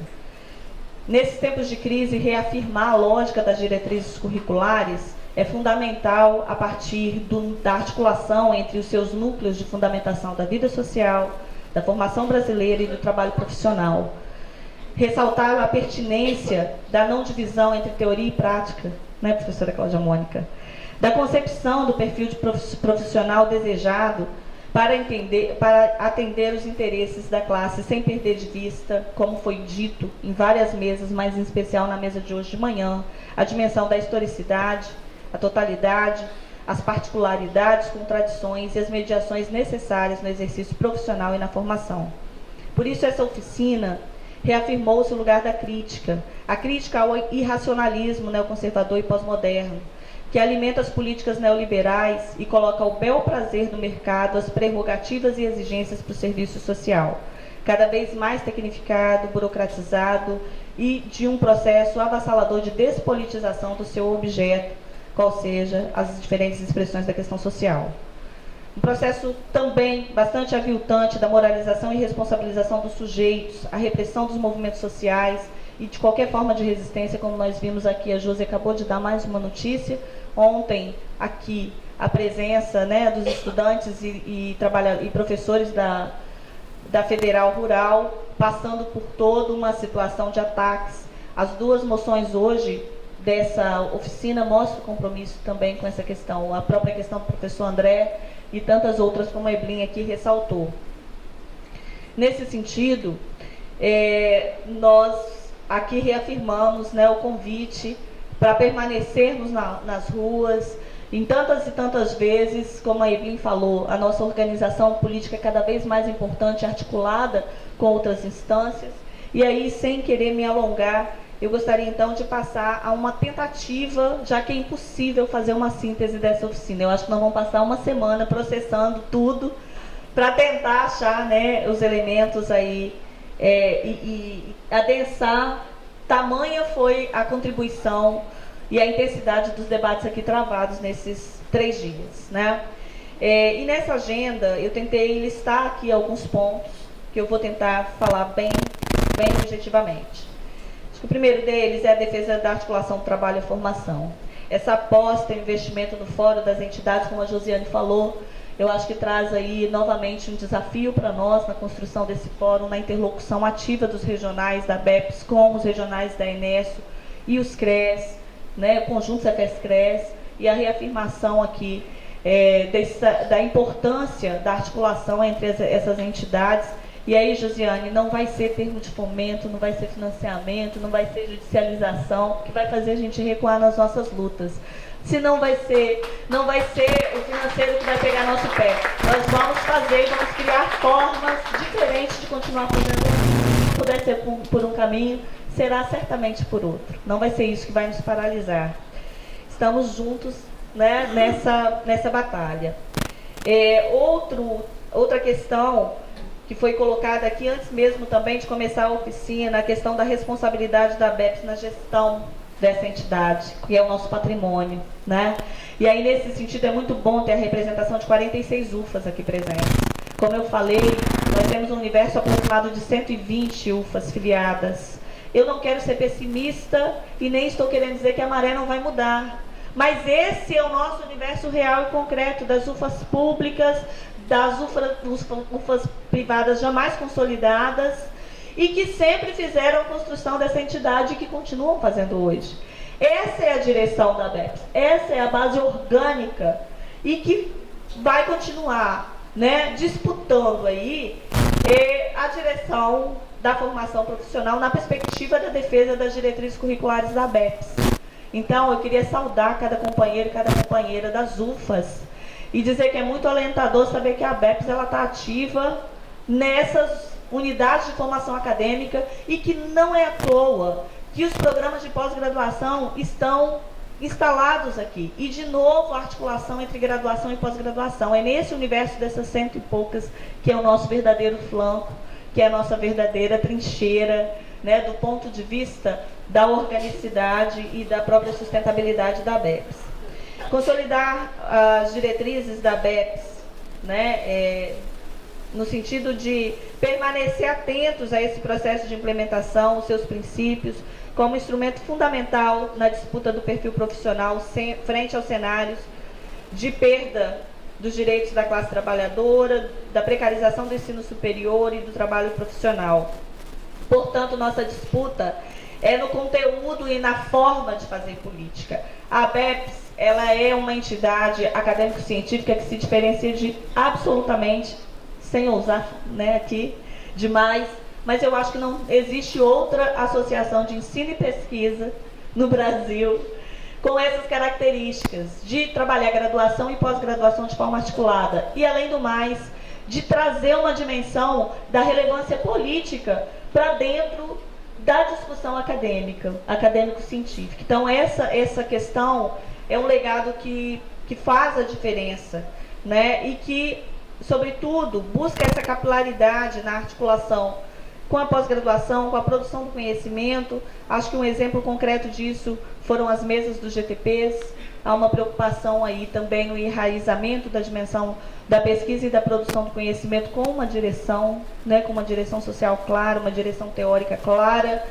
e que não ignora os diferentes diálogos e objetos que precisam ser aprofundados e adensados na formação profissional.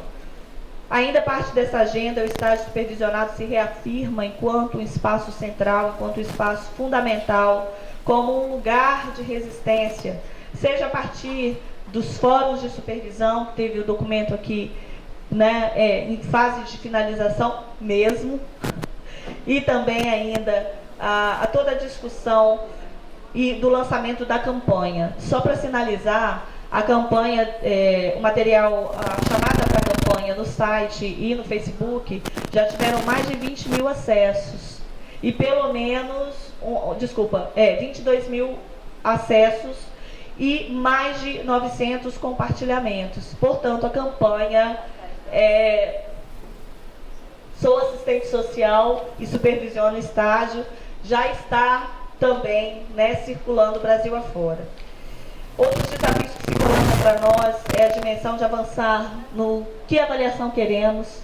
Eu acho que nessa construção, Evelyn, dessa proposta e desse projeto classista de educação, a dimensão da avaliação é um item que é caro porque ela expressa um projeto também de educação e de que modelo de avaliação nós queremos. Não é questão de uma falta de responsabilidade, como foi dito aqui, ou achar que não precisa de avaliação, né? Pelo contrário, é necessário pensar a avaliação justamente para ver qual o retorno que a universidade pública brasileira ela tem conseguido dar, sobretudo na perspectiva do controle social dos recursos públicos e, portanto, também de uma cobrança, né, por parte do próprio do Estado para que essa função ela seja cumprida. Conhecer o universo dos nossos estudantes, a dimensão da política estudantil foi colocada aqui.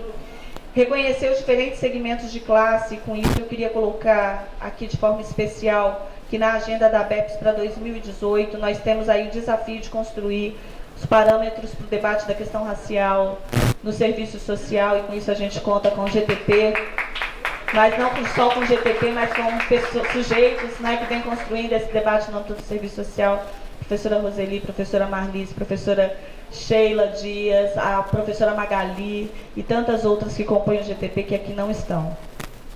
A questão de um compromisso com a política de educação permanente, não só na ABEPS itinerante, mas em especial na ABEPS itinerante, dizer do acerto dos rumos em discutir a dimensão dos fundamentos novamente, e no domingo a nossa proposta foi exatamente trazer não só a perspectiva de oficina para a ABEPS itinerante, mas, sobretudo, já numa perspectiva de uma metodologia de educação popular, né, onde a gente já fez uma proposta no domingo de nos habilitar para exercitar exatamente, né, não apenas como instrumento, mas de fato como uma proposta metodológica na educação popular, trazer a ABEPS itinerante já dentro dessa perspectiva. Compartilhar a produção e problematizar, né, a nossa produção acadêmica e, sobretudo, o retorno que a nossa produção e as nossas pesquisas precisam e podem dar, né, para o conjunto da classe trabalhadora, dos movimentos sociais. Um perfil de uma formação intelectual cada vez mais comprometida e orgânica com essa formação e com essa produção de conhecimento, voltada, sobretudo, para os interesses da classe trabalhadora e dentro de uma perspectiva crítico-dialética calcada no marxismo. E aí, nesse sentido, o compromisso que essa gestão também assume, e todo compromisso tem o ônus e o bônus, né, José? Jesus falava de ônus e bônus. Nós tomamos coletivamente uma importante decisão na Assembleia, que foi em relação à revista Temporales, e com isso não quer dizer que não fazer a impressão da revista, mas sim qualificar a revista para que ela possa ter patamares de estar no limiar da contradição, de ao mesmo tempo atender a esses requisitos de indexação, de socialização, de publicação, mas ao mesmo tempo que seja um instrumento político, acadêmico e que possa ir no âmbito também dos periódicos fazer uma disputa, sendo a revista de referência, sendo a revista Temporales a revista de referência que é para a nossa área. A ampliação do debate sobre a universidade, né, nos nossos diferentes espaços e da função da ciência. E aí, nesse sentido, uma articulação do ensino, do tripé, ensino, pesquisa e extensão nos nossos debates, dando uma atenção especial à questão da curricularização da extensão no ano de 2018. É muito trabalho, né? Mas coletivamente a gente precisa dar respostas também a isso, tendo em vista que muitas das universidades têm colocado isso como tábua de salvação. Mas que extensão é essa, né? A pesquisa para além do produtivismo e uma posição firme contra o mestrado e doutorado profissionalizante. Foi um dos aspectos que foram ressaltados também hoje no debate sobre a pós-graduação. O fortalecimento da articulação das nossas entidades com os demais movimentos em defesa de uma educação classista, Evelyn. Nesse sentido, reafirmar o compromisso da ABEPS na coordenação do CONEDEP, na construção do N, e eu queria chamar a atenção de vocês que esse momento ele é estratégico, não só para construir o Encontro Nacional, mas o Encontro Nacional ele é antecedido, né, Regina, pelos encontros regionais. E aí, nesse sentido, tanto o regional da ABEPS, quanto o Conjunto Cefes-Cres, tem aí, e a Enerso tem uma tarefa de levar esse debate nessa direção e ajudar a construir esse N no ano de 2018. No âmbito da saúde, a defesa do SUS, reafirmada na mesa de hoje à tarde, sobretudo reafirmando as estratégias com outras categorias profissionais, com uma direção firme de que proposta e de que projeto de formação nós defendemos, né? Até mesmo para que a gente não caia nos possibilismos ou nas armadilhas, né, desses acordos que podem ter um arco aí complicado, mas ao mesmo tempo ir para lá para dentro, para qualificar e mostrar todo o acúmulo que o Serviço Social Brasileiro tem no debate, no enfrentamento contra o EAD em especial. Por fim, eu concluo com 3 chamadas. Uma primeira chamada é para o ato de amanhã. Nós vamos ter reunião durante o dia, diretoria da ABEPS, e temos aí também a reunião com a pós-graduação. E aí, nesse sentido, a chamada é para estarmos juntos às 4 da tarde, na Candelária, para nos somar a este ato, né, de paralisação nacional. E convidamos também a quem está assistindo pelo Facebook que participe das mobilizações nos seus estados. O segundo chamado é para o EMPES. EMPES 2018. Um minutinho. O pessoal está doido que eu chamo logo o terceiro. Mas vamos chamar o segundo. Oi? É tecnologia.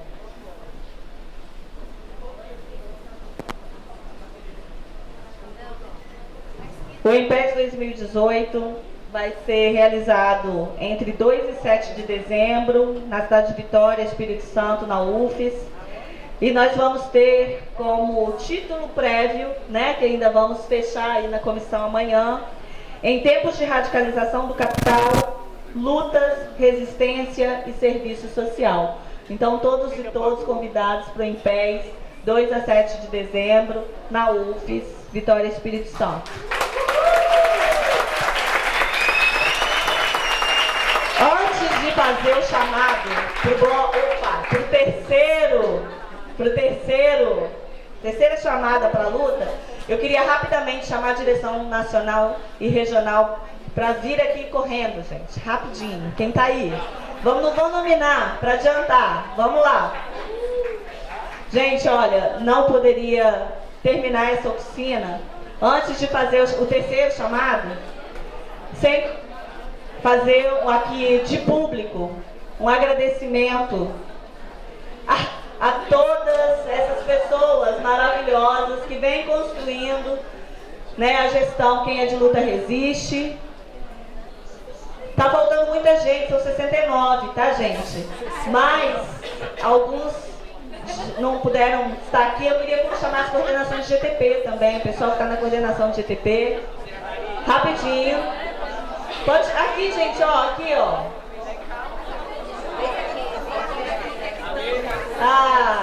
Vamos lá. fecha a ordem aqui. E aí, é com essa levada desse povo aguerrido e desse povo que não cansa, né, que são vocês aí, resistentes, que a gente faz a terceira chamada. E a terceira chamada é pra rua. É pra rua amanhã? É pra rua amanhã, mas é pra rua hoje. Porque a gente faz luta, mas a gente faz luta com afeto. Lutar para nós também é representação do significado, das nossas alegrias e da nossa aposta e nossa esperança no futuro. Então agora, gente, a gente vai comemorar com a participação do bloco Comuna que Pariu e levou esse levante. Quem é de luta, bota o bloco na rua. Nós vamos sair daqui e vamos para Cantareira para comemorar a força e a resistência da classe trabalhadora. Vamos à luta! Quem é de luta,